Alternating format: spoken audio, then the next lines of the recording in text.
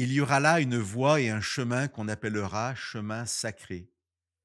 Seuls ceux que le Seigneur aura délivrés reviendront.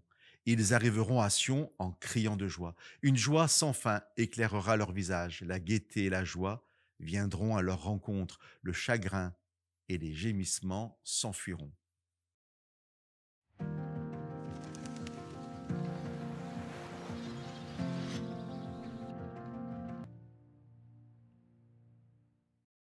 Laissons une nouvelle fois l'aspect historique de ces promesses faites au temps d'Ésaïe pour le peuple juif et tournons-nous vers leur réalisation prophétique et l'encouragement merveilleux qu'elles représentent pour nous.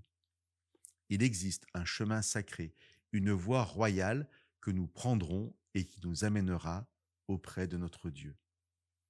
En quels termes le prophète caractérise-t-il cette rencontre? Par 4 fois, il emploie le vocabulaire de la joie. Ils arriveront à Sion en criant de joie, une joie sans fin éclairera leur visage, la gaieté et la joie viendront à leur rencontre.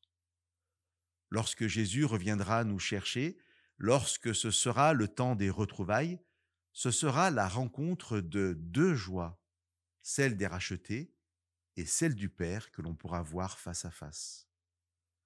Au chapitre 25 de l'évangile de Matthieu, dans la parabole des talents sur la fin des temps et le retour de Jésus, le maître dit au serviteur fidèle, entre dans la joie de ton maître.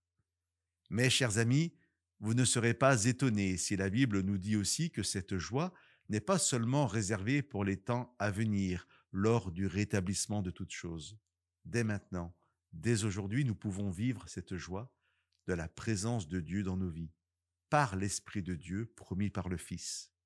Dit autrement, nous pouvons vivre dès aujourd'hui la présence de Dieu dans nos vies, et cette présence est joie.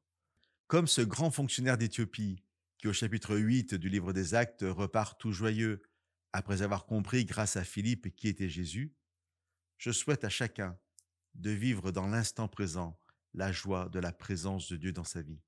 Chers amis, ouvrons grandes les portes de notre cœur et que l'enfant et le Père se réjouissent ensemble dans la même joie. Que Dieu vous bénisse.